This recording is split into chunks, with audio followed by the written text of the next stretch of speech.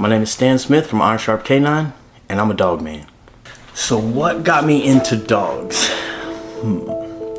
I think it was the loss of the dog, obviously, that got me into this space that made me want to do more. And it just opened doors that I didn't even know were there. So when I got into it, it reminded me so much of sports, and I was missing that from after I got injured in college. Couldn't really compete, do things that I wanted to do.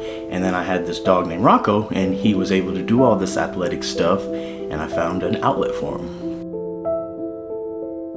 And then for the first 2 years of his life, I wasn't really close to anybody, like friend-wise. I didn't really have anybody that I could just kind of talk to or really even trust it, just different stuff in college, going through it. And Rocco, he was just always there. He was just always down to go and ride. Never cared about how much money we had or what we were doing or even what I smelled like. He just wanted to go. And we just developed a really, really tight bond where he just wanted to work for me. And then when we got into the training aspect, it was like, okay, I can actually tell him to do things, and he realizes he's doing them for me, and he's so athletic. He was just impressive on everything that he did. And it just become, again, like sports. You're coming out, you practice for a certain thing, and then you test your dog to see if they're actually getting it. And then I started realizing that I was a very important factor in the relationship with Rocco, because there was a lot of times where if he didn't know what he was gonna do, I'd go climb on something and be like, hey, look, come on with me. And he just learned how to do it that way. So I figured out I had to be better as well. And then one of the decoys that were at the place, he was no longer there anymore. And Butch, he asked me, he was like, you wanna learn? I said, yeah, why not? I'm already here. And it just kind of worked out. I didn't have to pay for training. I started making a little bit money training, and I had a full-time job, so it didn't really matter. But it just started to all fall into place. I mean, honestly, I didn't have any clue that, this was even a thing, or even the competing sports, frisbee. I didn't know any of that existed with the dog. So it just kind of all just kind of played out for me, and I just happened to be the right place at the right time and the right person. So no, I did not see any of this going forward.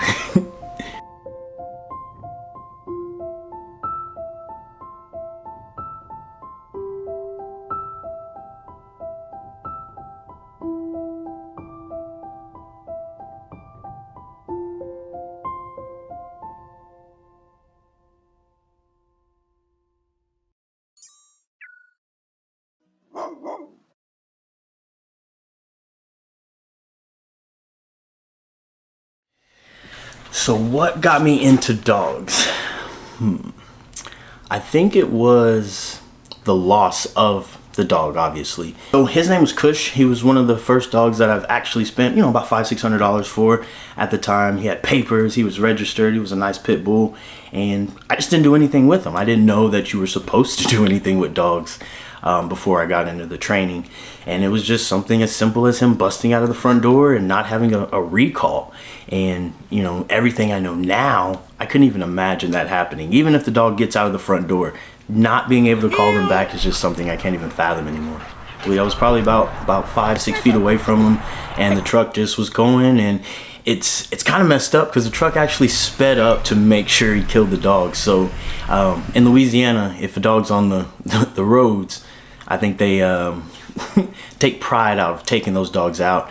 And I couldn't even pull him out of the street. My buddy that was with me, he had to drag him, and yeah, I don't know. And then we went back to even that same spot, and just those same feelings came up again. And it's just like, man, he was a really nice dog. And even him laying there, he didn't look like he was dead, but he had blood coming out his nose. Like, it was just an experience that you never want to go through again, for sure. But when he got out, I shouldn't have chased him. I was kept walking, trying to get him to come, but I was going to him versus just really sitting in the front door and calling him back, getting a ball, getting some food, anything now, rather than going out and trying to get him to come back, where he thought it was a nice, fun game until it wasn't anymore. What thoughts were going through your head at that time, too? $500 gone, like my dog's gone, like just lost, like more than anything.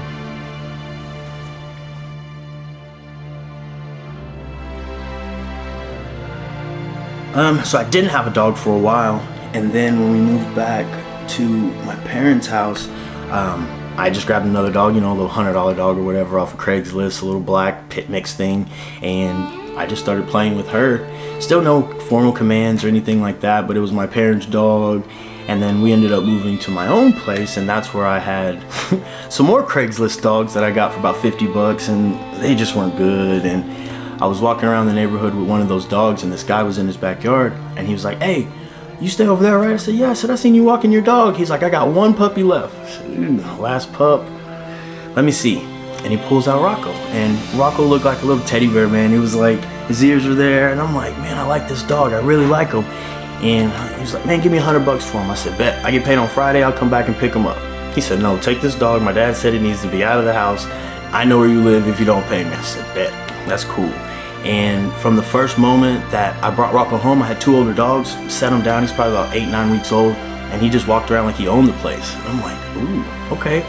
And again, I had no clue what I was even looking at, you know, him then. But now I'm like, man, he had drive, he had this, he had heart, he had everything that you're looking for in a dog. And I just happened to get lucky. So it just happened to work out how it was supposed to.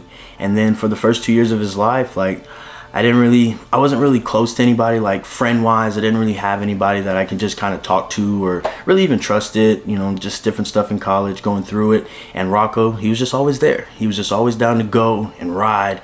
Never cared about how much money we had or what we were doing or even what I smelled like. He just wanted to go.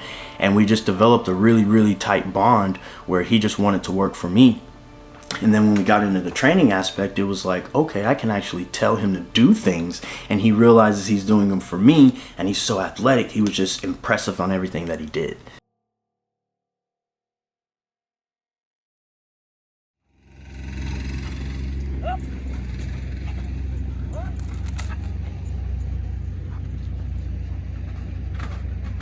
I would say the defining moment was actually going on Top Dog.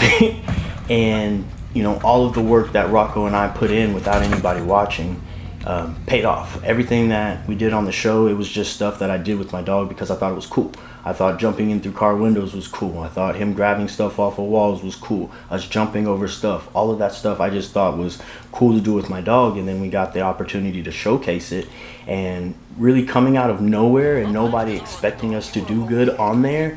And us going out and have the fastest time on the on the obstacle course, that gained a lot of confidence for me because we're going up against 15-year veterans with their 4th or 5th dog in the police department, you know, people with these extreme followings on social media, and it's just little old Rocco and I.